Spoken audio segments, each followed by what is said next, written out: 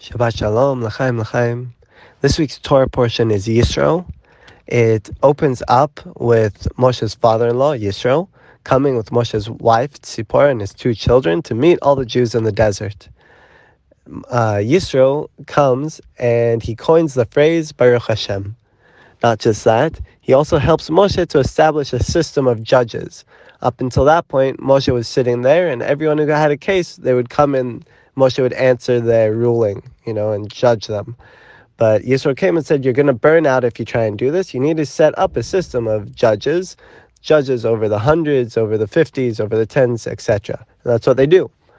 And what I want to focus on is, who is Yisro? What has he done? What has he done to deserve having a Torah portion named after him?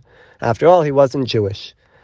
And what I come to is that the Jews have just left Egypt, right? They're leaving slavery and now entering into freedom. And there are different steps they have to go through. So first, leaving Egypt is the first step, leaving slavery. Then they cross the Dead Sea and they fight Amalek, right? They fight against doubt. And now, through Yisro, they're able to cultivate a sense of graciousness and a sense of justice through the system of judges, which are both crucial when establishing a just society. And the way that we can see how this manifests is, it says when the Egyptians were chasing the Jews at the splitting of the sea, that the Egyptians were chasing them as one man with one heart. They were all united in their hate against the Jews, and that's what united them. And here at Har Sinai, when they were waiting to receive the Torah, it says again, the Jews were united as one man with one heart.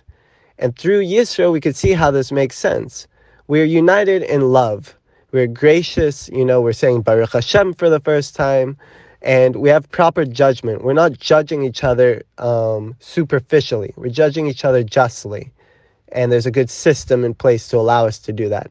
And just like that, Yisro leaves and goes home. He's done his job.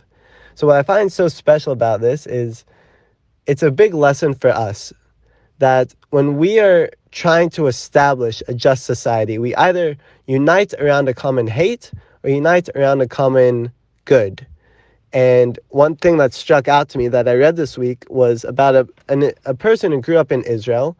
And he said, when I grew up, there was so much hate towards the Orthodox Jews, that when I was coming to search for Yiddishkeit, I for sure would not look to Judaism. I went to the East. I went to India to try and find, spirituality over there, because there was so much hate towards Orthodox Jews that I didn't think it was even possible.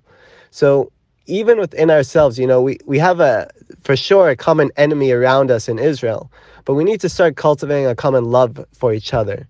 And I think a very practical way of doing this is by starting to look about how we judge people.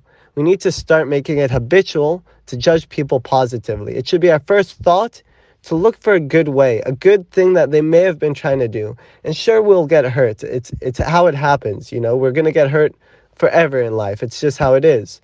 But if we can look for the positive, then we're always going to be better off, not just as an individual, but as a society.